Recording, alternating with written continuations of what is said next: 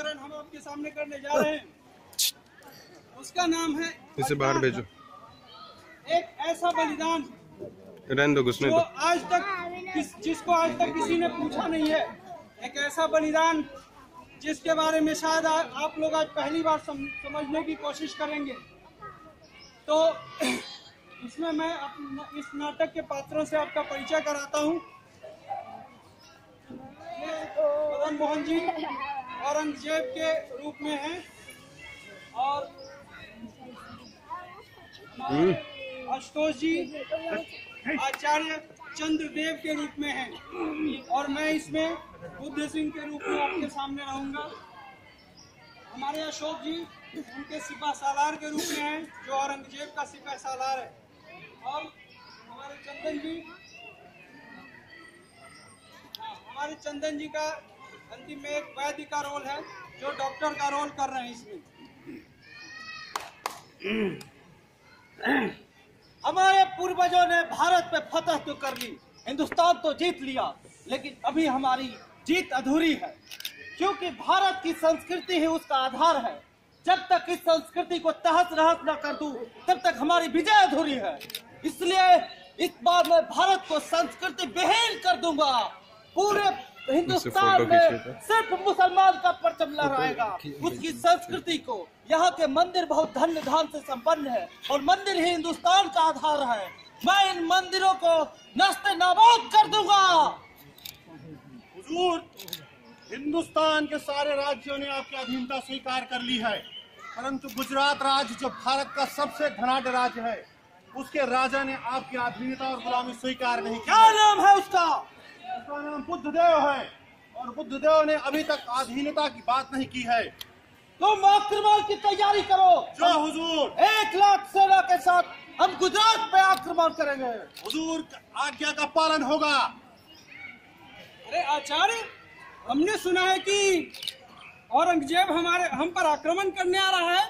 वो 1 लाख सेना लेकर हम पे आक्रमण करेगा। कैसे करेंगे हम इसका सामना? मैंने भी तो यही सुना है महाराज।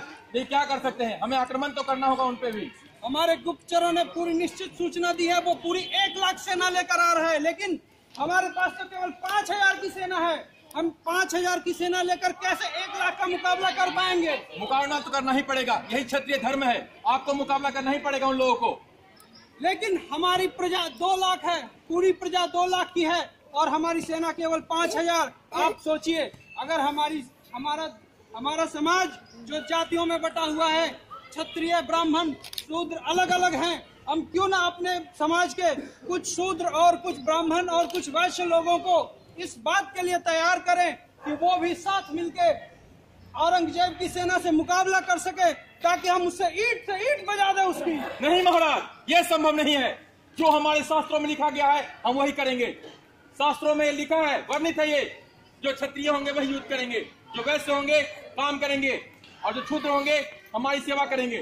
पंडित का काम पूजा पाठ करना है, इससे हम आपके काम नहीं कर सकते। चाहे जो भी हो युद्ध का परिणाम, आपको अपने शास्त्रों को ही मानना पड़ेगा। लेकिन केवल 5000 सेना कैसे करेंगे? ये तो मौत से खेलने वाली बात होगी आचार्य। मौत से खेले चाहे कुछ भी हो, शास्त्रों के विरुद्ध जाकर ये काम नहीं कर सकते। आप पे भगवान रुष्ट हो जाएंगे। जैसी आज्ञा आचार्य। अगर आप ये कहते हैं कि हम इसी से करेंगे, तो हम पूरी बहादुरी से लड़ेंगे और हम अपनी पूरी ताकत से लड़ेंगे। जाइए, भगवान आपकी मदद करें।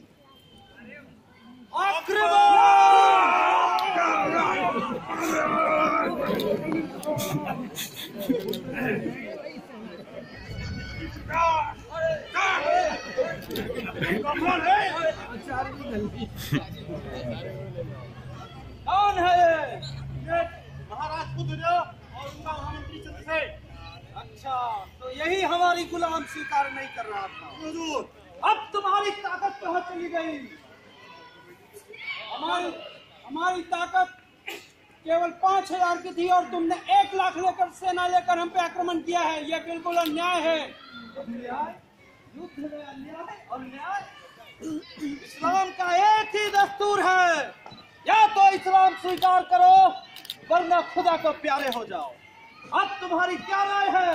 मैं बिल्कुल नहीं करूंगा। हम श्री राम के वंशज हैं। हम मर जाएंगे लेकिन अपना धर्म नहीं और छोड़ेंगे। मैं औरंगजेब हूँ, मैं कोई अकबर नहीं। इस बार हिंदुस्तान को संस्कृति विहीन नहीं कर दिया तो मेरा भी लाभ नहीं। मैं एक रात का मौका तुम दोनों को दे रहा हूँ, सोच लो, या तो तुम धर्म बदल लो या तुम खुदा के लिए तैयार हो जाओ। आचार्य अब हम क्या करें? हमारे सामने तो या तो मरने का संकट है या फिर हमें अपनी संस्कृति बदलनी होगी, अपना धर्म बदलना होगा। ये हम कैसे कर सकते हैं? मैं तो इस बात को नहीं मान सकता, मैं अपना धर्म नहीं छोड़ सकता, मैं आराम के लिए राम को नहीं छोड़ सकता। महाराज क्या कर सकते हैं, जान है तो जहान है। यदि जिंदा रहेंगे तभी तो राम भी जिंदा रहेंगे। उनका प्रचार प्रसार कैसे भी करेंगे? यदि आज मर जाते हैं, आज यदि औरंगजेब हमें मार देता है तो फिर हम राम को भी जिंदा नहीं कर पाएंगे। मुझे तो यही उचित लगता है महाराज, हमें अपना धर्म बदल लेना चाहिए, इस्लाम को स्वीकार करना चाहिए। नहीं आचार्य, मैं ऐसा नहीं कर सकता। मैं क्या जवाब दूंगा? मैं जब मरूंगा तो ऊपर जाकर अपने पुरखों को क्या जवाब दूंगा? वो मुझसे पूछेंगे कि हमने तुम्हें इतनी समृद्ध संस्कृति दी थी, तुमने उसको तहस नहस कर दिया, अपनी जान क्यों नहीं गंवा दी तुमने? महाराज मुझे तो यही लगता है कि हमें इस्लाम स्वीकार करना चाहिए। जो परिस्थिति अभी देश में बनी हुई है, समय परिस्थिति और काल के हिसाब से मुझे लगता है कि हमें इस्लाम स्वीकार कर लेना चाहिए। बाकी आपकी मर्जी। अब सुबह हो गई है, अब हम उसके सामने चलते हैं।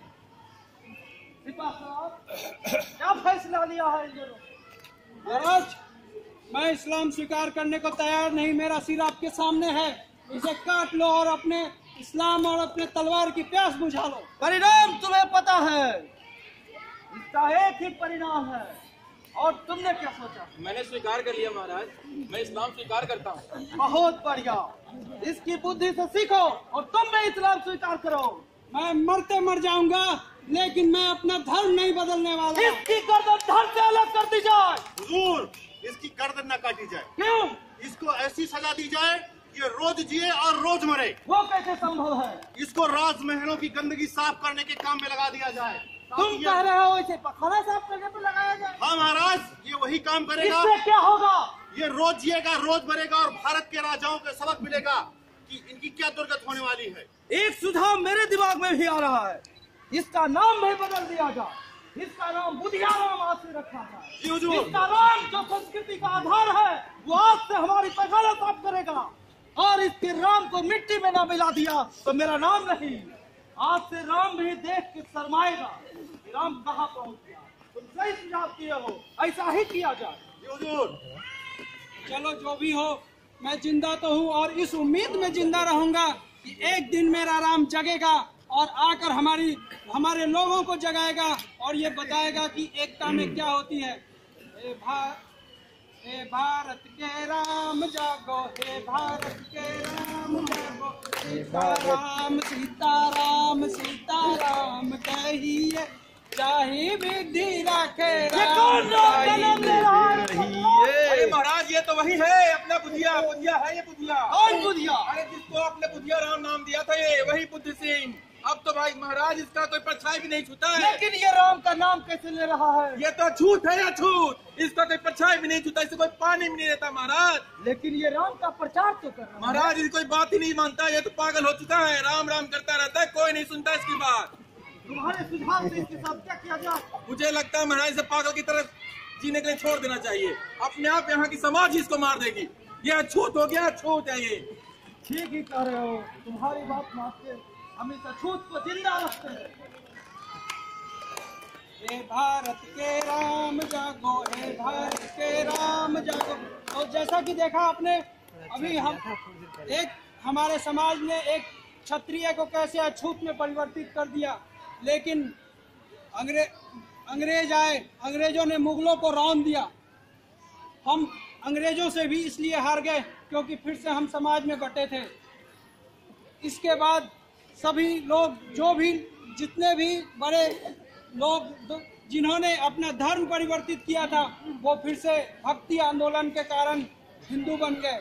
जैसे हमारे आचार्य, जो कि पहले मुगलों के काल में इस्लाम अपनाया था, उन्होंने फिर से ब्राह्मण धर्म अपना लिया और उनके पास अपार संपत्ति थी, जिसकी वजह से धर्म के ठेकेदारों ने उनको पुनः मुगल से उठाकर फिर से ब्राह्मण धर्म में स्थापित कर दिया लेकिन बुधिया जो कि अछूत था, जिसने कि मुगलों का पखाना साफ किया, इतने दिनों तक वो अछूत ही रह गया और समाज ने उसको अछूत बना के रख दिया।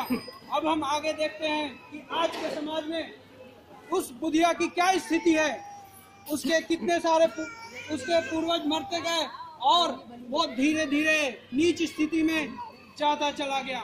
और आज उस बुधिया का बेटा बीमार है, वो दर्द से तड़प रहा है, उसको बहुत ज्यादा बुखार हो रखा है। तो देखते हैं, अरे मेरा बेटा बीमार है, क्या करूं मैं? कोई इसे कैसे बचाऊं? मैं क्या करूं? कोई मेरी सुनता नहीं, कोई मुझे पानी देने को तैयार नहीं। आज इस समाज में मैं वैद्य जी के पास चलता हूँ।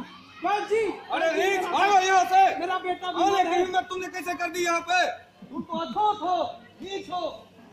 समाज में तुम्हारी कोई पूछ नहीं है, कोई स्थान नहीं छोड़ा है तुमने। अरे वैद्य जी, अपने राम का भी तुमने स्थान नहीं छोड़ा है। तुम अछूत हो, तुम्हारे बेटा को कोई नहीं देखेगा। वैद्य जी, कुछ नहीं, यहाँ कोई सुनने वाला नहीं है तुम्हारा। तुम अछूत हो, नीच हो।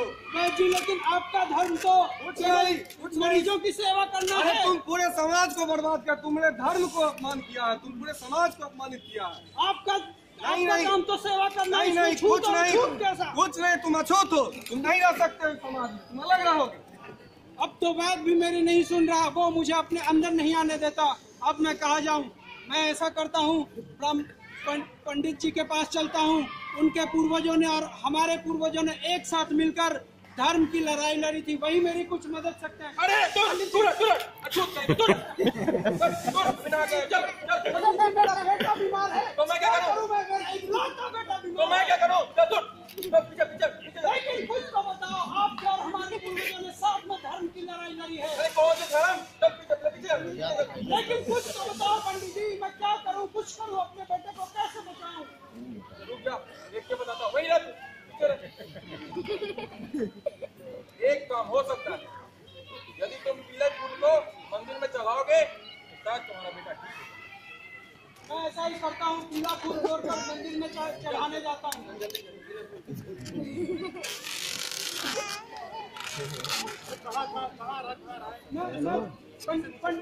मैं पीला फूल लेने आ रहा हूँ पंडित जी। पंडित जी, एक पीला फूल दे दो, मैं मंदिर में चढ़ाना चाहता हूँ। ये भगवान पे चढ़ते हैं। यदि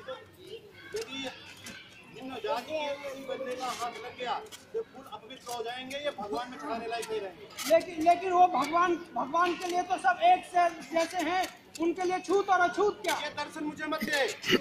भगवान पे सिर्फ शुद्ध फूल चढ़ेंगे, कोई छुएगा नहीं। बाहर चल। मेरे खून में और आपके खून में क्या अंतर है पंडित जी? ये दर्शन मुझे मत बता। भगवान किसी अछूत के हाथ का फूल नहीं छूते। बाहर से चढ़ा दे सीढ़ी पे और चला जा, तेरा बेटा सही हो जाएगा। लेकिन सीढ़ी पे चढ़ाने से मेरा बेटा ठीक नहीं होगा। पंडित जी ने कहा भगवान के चरणों में चढ़ाने के लिए। ठीक हो जाएगा, कोई दिक्कत नहीं। तू जा बस सीढ़ी पे रख दे, जा। तेरी कामना पूर्ण होगी, जा। अरे मेरा बेटा तो मर गया, अब क्या करूं मैं? मेरा तो वंश खत्म हो गया। जिस वंश को जिंदा रखने के लिए मैंने मुगलों का पखाना साफ किया, जिसको वंश को जिंदा रखने के लिए मैंने, जिस राम को जिंदा रखने के लिए मैंने इतने अपमान झेले, वो आज वंश खत्म हो रहा है। मेरा एक और इकलौता बेटा आज खत्म हो चुका है, मर चुका है। अब मैं किसके सहारे जीऊंगा? किसके सहारे ये सोचूंगा कि फिर से इस धरती पर राम पैदा लेंगे और सबको एकजुट करेंगे, एक साथ मिलाकर चलेंगे। मुझे कोई पानी नहीं देता। जो गांव का शमशान है उसमें हमारे रिश्तेदारों को जलाने नहीं दिया जाता। सभी मुझे अछूत कहते हैं। हे राम, क्या व्यर्थ गया मेरा बलिदान। भारत के राम जागो, हे भारत के राम जागो, हे भारत के राम जागो, तुम्हें जगाने आया हूँ। हे भारत के राम जागो, हे भारत के राम जागो, मैं तुम्हें जगाने आया हूँ। हे भारत के राम जागो। इसके साथ हमारा ये नाटक खत्म होता है।